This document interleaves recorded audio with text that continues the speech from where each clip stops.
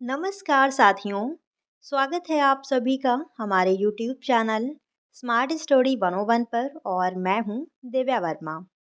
दोस्तों आज की क्लास में BA fifth semester drawing and painting के सेकंड पेपर से संबंधित कुछ इम्पोर्टेंट टॉपिक आपको बताए जाएंगे जहां से ज़्यादा प्रश्न बनते हैं और साथ ही में आपको आंसर लिखने का एक स्मार्ट तरीका भी मैं आपको बताऊंगी। जैसे बहुत सारे विद्यार्थियों के साथ क्या होता है, आप लोग पढ़ के जाते हैं लेकिन कुछ चीज़ें आपके दिमाग में रहती हैं और कुछ चीज़ें आप भूल जाते हैं। जब आप लॉन्ग आंसर लिखते हैं तो वहाँ पर आपको ज़्यादा लिखना होता है। तो आप अपने आंसर को कैसे लिखें कि कम चीज़ों में ही आप अपने आंसर को पूरा लिख दें और आपका नंबर भी कट ना हो, यानी पूरा मार्क्स आपको दिया जाए। तो सारी चीज़ें यहाँ पर हम विस्तार में आपको बताने वाले हैं। और वीडियो को अगर आप पहली बार देख रहे हों तो वीडियो को लाइक शेयर और चैनल को सब्सक्राइब जरूर कीजिएगा, क्योंकि हम आपके लिए इसी प्रकार की वीडियोस लाते रहते हैं। तो चलिए फिर समझते हैं यहाँ पर। और आज हम बात कर रहे हैं एमजीपी रोहेलखंड यूनिवर्सिटी के सिलेबस के अकॉर्डिंग। तो जैसा कि यहाँ पर आप देख सकते हैं, BA fifth semester drawing and painting paper 2। तो आपके पेपर 2 का टाइटल है history of Indian art, development of modern art. अब यहाँ पर सिलेबस दिया हुआ है।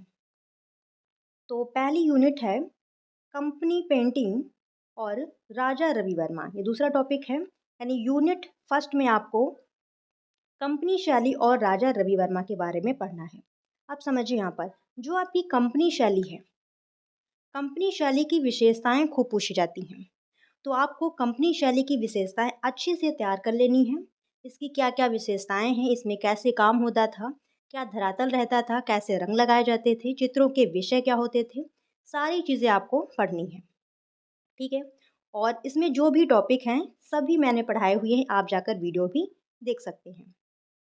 तो कंपनी शैली से आपको क्या पढ़नी है, विशेषताएं। क्लियर हुआ इतना। फिर आते हैं राजा रवि वर्मा, बहुत ही महत्वपूर्ण कलाकार हैं। इनसे आपको सारी चीज़ें पढ़नी, एक भी पॉइंट आपको छोड़ना नहीं है। जैसे कि सबसे पहले राजा रवि वर्मा का जन्म कहाँ हुआ, इनका जन्म मृत्यु हो गया, इन्होंने शिक्षा किससे ली, इनके कौन गुरु थे, इनकी कौन सी कलाकृतियाँ हैं और इनके महत्वपूर्ण काम कौन कौन से हैं। जैसे कि भारत में तैल रंगों की शुरुआत राजा रवि वर्मा ने की। तो ये महत्वपूर्ण टॉपिक है। ठीक है, महत्वपूर्ण पॉइंट है मतलब। तो राजा रवि वर्मा ने भारत में तैल रंगों की शुरुआत की, ये एक लाइन है। लेकिन आप इसी लाइन को बढ़ा चढ़ाकर लिख सकते हैं। आप समझ पा रहे हैं इस चीज़ को। इसी लाइन को आप 2 लाइन में लिख सकते हैं, 3 लाइन में लिख सकते हैं। बहुत सारे विद्यार्थी क्या करते हैं, मैंने खुद देखा है। जैसे ये आपकी कॉपी है, ये कॉपी का पेज है, इसमें वो इधर लाइन खींचते हैं, इस साइड लाइन खींचते हैं, इस साइड लाइन खींचते हैं, नीचे खींचते हैं, बीच में जो ये चौकोर बना हुआ है इसमें वो लिखते हैं। बहुत ही लिखने का ये गलत तरीका है। आपको ऐसा बिल्कुल भी नहीं करना। ये भरने के लिए आप ऐसी चीज़ें करेंगी, बिल्कुल भी गलत तरीका है। देखिए आपकी कॉपी है, इसमें इधर लाइन आपको केवल खींचना है, बाकी यहाँ पर आप क्वेश्चन नंबर डालिए, लिखना स्टार्ट कर दीजिए। आपको क्या करना है, जब आप लिखते हैं तो एक शब्द लिखने के बाद यहाँ पर आप गैप छोड़ दीजिए, अगला लिखिए। लॉन्ग आंसर आपको हेडिंग वाइज लिखना है। आपने हेडिंग डाली और चाहें तो आप पहले हिंदी में हेडिंग डालिए, फिर इंग्लिश में डाल दीजिए। इससे आपका जो आंसर है दिखने में और ज़्यादा आकर्षक लगेगा। आप ऐसे पेजों को भरिए, ये नाटक मत कीजिए, इससे एग्जामिनर पे गलत प्रभाव पड़ता है, वो आपके नंबर भी काट सकता है। तो आपको पेज भरना है तो स्मार्ट तरीके से भरिए। आप हिंदी में हेडिंग डाल दीजिए, इंग्लिश में डाल दीजिए, फिर यहाँ पर डैश लगाइए, हेडिंग के नीचे एक लाइन छोड़ दीजिए, अपना आंसर लिखिए। आप ऐसे भी लिख सकते हैं, इससे क्या रहेगा, आपका जो आंसर है दिखने में बढ़िया लगेगा और एग्जामिनर पे अच्छा प्रभाव पड़ेगा, आपको नंबर अच्छा मिलेगा। ये आपको यहाँ पर जो चौकोर बनाते हैं विद्यार्थी, ये चीज़ें नहीं करनी है। ठीक है, तो ये कॉपी लिखने का मतलब आंसर लिखने का एक बेस्ट तरीका है। आप सभी लोग ऐसे ही लिखिएगा और लॉन्ग आंसर में हेडिंग ज़रूर डालिएगा, इस चीज़ का ध्यान रखिएगा। ठीक है, जो भी इम्पोर्टेंट चीज़ें हैं वो आप पहले हिंदी में लिख दीजिए, फिर ब्रैकेट में इंग्लिश में डाल दीजिए। अब आप खुद अपने दिमाग से सोचिए, ये लिखने का कितना बेस्ट तरीका है कि आप हिंदी और इंग्लिश दोनों में लिख रहे हैं। ठीक है, जो इम्पोर्टेंट चीज़ें हैं वो आप इंग्लिश में भी लिख दे रहे हैं। तो आप ऐसे लिखिए कॉपी। ठीक है, तो राजा रवि वर्मा इम्पोर्टेंट कलाकार हैं, इनसे जो भी चीज़ें हैं सारी आपको पढ़ लेना है और मैंने इनको पढ़ाया भी हुआ है। फिर अगले आपके आते हैं, नेक्स्ट है रिनेशा यानी कि बंगाल स्कूल, बंगाल शैली। तो बंगाल शैली की क्या विशेषताएं हैं, ठीक है। कंपनी शैली और बंगाल शैली से आपको विशेषताएं खास कर पढ़ के जानी है। और बंगाल शैली के जो कलाकार हैं जैसे कि ईवी हैवल, इनके बारे में पढ़ लीजिएगा।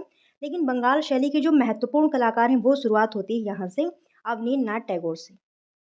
जो अवनींद्रनाथ टैगोर हैं, इन्होंने ही बंगाल शैली की, मतलब बंगाल शैली के जनक कौन है, अवनींद्रनाथ टैगोर। तो अवनींद्रनाथ टैगोर से एक प्रश्न आना निश्चित है, तो इनको आप अच्छे से पढ़ के जाइएगा। और इनकी जो टेक्निक है, यानी अवनींद्रनाथ टैगोर ने भारत में वॉश टेक्निक का प्रारंभ किया था, तो इनकी जो वॉश टेक्निक है ये आप बहुत अच्छे से पढ़ के जाइएगा। बाकी इनका जन्म मृत्यु, इनकी शिक्षा और इनके जो चित्र हैं, ये सारी चीज़ें तो आपको पढ़नी ही है, ठीक है। इनकी जो कार्य करने की शैली है, सारी चीज़ें। ऐसे ही जितने भी कलाकार यहाँ पर दिए हुए हैं, ये सारे आप पढ़ेंगे। फिर नेक्स्ट आते हैं नंदलाल बोस, ठीक है। नंदलाल बोस हैं और असित कुमार हलदार हैं, सभी महत्वपूर्ण हैं। नेक्स्ट है यहाँ पर सैलेन नाथ डे, ठीक है। तो ये इतना इम्पोर्टेंट नहीं है। जितेंद्र नाथ मजूमदार, इनको आप पढ़ लीजिएगा। फिर आते हैं डीपी राय चौधरी, बहुत ही महत्वपूर्ण हैं। ये चित्रकार के साथ ही साथ मूर्तिकार भी हैं। तो इनकी मूर्तियों को आप अच्छे से पढ़ के जाइएगा, क्योंकि ये मूर्तिकार प्रमुख रूप से हैं। तो आप इनकी जो मूर्तियां हैं उनको पढ़ लीजिएगा, इनके काम करने का जो तरीका है वो आप पढ़ के जाएंगे, ये सारी चीज़ें। फिर सुधीर रंजन खासगीर, इनको आप देख लीजिएगा, ठीक है, मतलब देख लीजिएगा, लेकिन ज़्यादा इनसे नहीं पूछा जाएगा। लॉन्ग क्वेश्चन में तो ये शायद नहीं ही आए। तो बाकी जो सुधीर रंजन खासगीर हैं, आपके शैलेंद्र नाथ डे हैं, इनको आप देख लीजिएगा, इनसे आपके शॉर्ट क्वेश्चन आएंगे। फिर नेक्स्ट है यहाँ पर, हाँ, आर्टिस्ट ऑफ इंडिविजुअल स्टाइल, जिसमें आते हैं गगनेन्द्र नाथ टैगोर, इम्पोर्टेंट है, अच्छे से पढ़ के जाइएगा। इनकी जो कार्य करने की शैली है वही महत्वपूर्ण है। फिर आती हैं अमृता शेरगिल, बहुत ही महत्वपूर्ण है, इनसे भी प्रश्न आने की उम्मीद है। और फिर आते हैं रविन्द्रनाथ टैगोर, ये भी बहुत इंपॉर्टेंट है, ठीक है। अगले हैं राम किंकर बैज, ये भी आपके जो चित्रकार के साथ ही साथ मूर्तिकार भी हैं। राम किंकर बैज ये मूर्तिकार भी हैं, तो इनकी कौन कौन सी मूर्तियाँ हैं और मूर्तियों का इनका माध्यम क्या रहता है, कैसे इन्होंने मूर्तियाँ बनाई हैं, सारी चीज़ें आपको पढ़ लेनी है। अगले आते हैं फोक आर्टिस्ट यामिनी राय, बहुत ही महत्वपूर्ण है। फोक आर्टिस्ट यानी कि लोक कलाकार, यामिनी राय ये लोक कलाकार हैं, तो इनसे भी एक प्रश्न जरूर आएगा। तो ये सारी चीज़ें आप अच्छे से पढ़ के जाइएगा। सभी जितने भी महत्वपूर्ण कलाकार हैं, वैसे महत्वपूर्ण तो सभी हैं, आपको दो ही बताए गए हैं, सुधीर रंजन खासगी, जो इतना इम्पोर्टेंट नहीं है। बाकी आपके एक और मैंने आपको बताया था अभी, सुधीर रंजन खासगी और हाँ शैलेंद्र नाथ डे, ठीक है। बाकी आपके सभी इम्पॉर्टेंट हैं। तो ये सारी चीज़ें आप अच्छे से पढ़ के जाइएगा। बाकी अगर आपको वीडियोस नहीं मिलती हैं, मतलब किसी कलाकार से संबंधित अगर आपको वीडियोस नहीं मिलती हैं, तो आप हमसे टेलीग्राम चैनल पर कांटेक्ट कर सकते हैं, मैं आपको वहाँ पर वीडियो शेयर कर दूँगी। तो आज की वीडियो आपको कैसी लगी हमें कमेंट करके ज़रूर बताइएगा।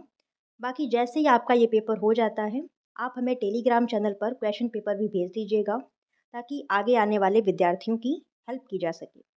तो वीडियो पसंद आई हो तो वीडियो को लाइक शेयर कीजिएगा, चैनल पर नए हों तो सब्सक्राइब कर लीजिएगा। और बहुत जल्द मिलते हैं किसी नेक्स्ट क्लास में, तब तक के लिए धन्यवाद साथियों, जय हिंद।